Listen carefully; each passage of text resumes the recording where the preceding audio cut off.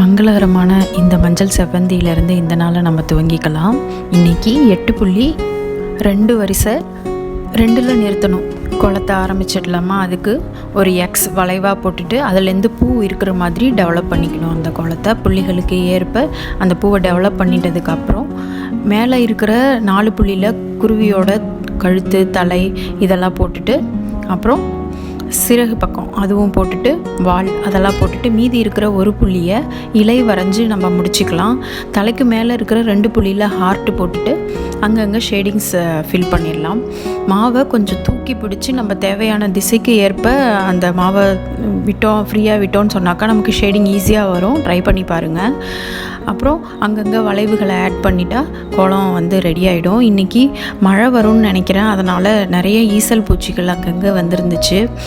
அதனால் கோலத்துக்கு நடுவுலையும் அதெல்லாம் இருந்துச்சு. Have a nice